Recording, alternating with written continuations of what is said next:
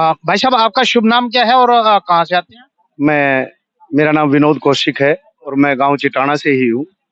और महामाई के चरणों में हमारा परिवार मेरे जन्म से पहले से मैं सुनता हूँ कि मेरे पूर्वज जो थे, मेरे परदादा जो थे, वो भी महामाई की शरण में ही थे।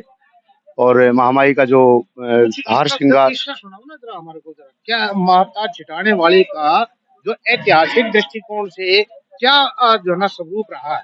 हमारे मेरे जो दादाजी थे उन्होंने मेरे को एक किस्सा बताया था कि जब सर्वप्रथम महामाई वहां पे प्रकट हुई, गांव में जोड़ से जब प्रकट हुई, तो उस वक्त हमारे पूर्वजों ने, मतलब गांव वालों ने मिलके सलाह की थी कि भाई हम महामाई को संभाल सकते हैं या नहीं। अच्छा। तो हमें पता लगा था कि भाई हम नहीं संभाल सकते। पूरे गांव वालों की तरफ से ऐसा आया था कि भाई हम संभाल नहीं सकते, क्योंकि जो अब से पहले भी, आज के टाइम में भी हम देखते हैं तो कि भाई या तो सेठ लोग या ब्राह्मण लोग वो जो होते हैं वही मंदिर का वो देखभाल कर सकते हैं। हम आज भी आप देखते होंगे हर मंदिरों में या तो बनिया लोग या सेठ लोग या फिर पंडित।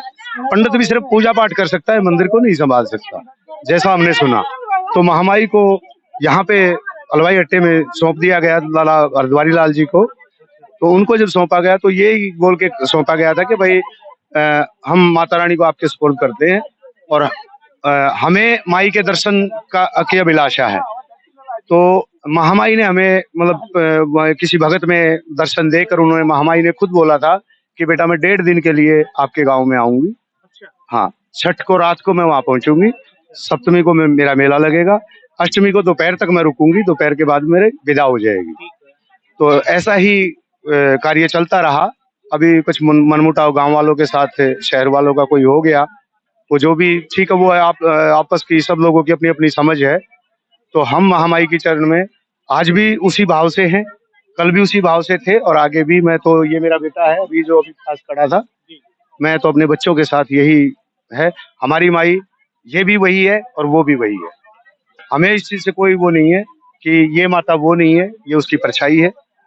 जैसा माई का हुक्म हुआ, माई ने जैसा, उन्होंने गांव वालों ने जैसा सोचा वहां रख लिया, ठीक है, उनकी मर्जी। लेकिन हम उसमें सहभागी नहीं। हम माता रानी के चरणों में उसी तरह से हैं। हमारी हमारी तो वही मान्यता है कि हमारी माता 1.5 दिन के लिए आती थी, हम उसमें बहुत खुश होते थे, आज भी खुश होते हैं। ये नहीं है कि, ठीक है, सबकी अपनी अपनी सोच है। चलिए, बहुत बहुत शुक्रिया। आप माता का जो एहसास है उसके बारे में क्या कहना चाहते हैं? महामाई का एहसास मैंने तो प्रत्यक्ष भुगता है, मैंने देखा है। एक समय ऐसा था कि अब उसका मैं बखान तो करना ठीक नहीं समझूंगा। समय ऐसा था कि मेरे पास 100-200 रुपए की भी नौबत थी। तो मैं जब महामाई को यहाँ शहर से गांव लेके जा रहा था, रात को लेके जाते थे हम और लेके वापस आते भी थे, तो एक कैलाश नाम का भगत हुआ करता था जो महामाई को यहाँ से उठाता था। तो एक दिन जब मैं यहाँ से लेके चला, ये छोटूराम चौक क्रॉस किया था, तो माई मेरे सर पे थी। तो मेरी बराबर में कैलाश जी ने आके मेरे कंधे पे हाथ रखा और मेरे को बोला कि विनोद, माई आपके सर पे है, आज जो चाहो मांग लो, जो मांगोगे वही आज मिलेगा। मैंने कहा माई, आपसे कुछ छुपा हुआ नहीं है, जो कुछ भी है आप वो खुद देखो और खुद ही उसको पूरा करो।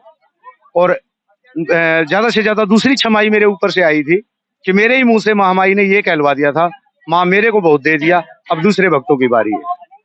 बहुत खूबसूरती के साथ आपने अपने जीवन का जो अनुभव बताया। शुक्रिया आपका, आपने जानकारी दी।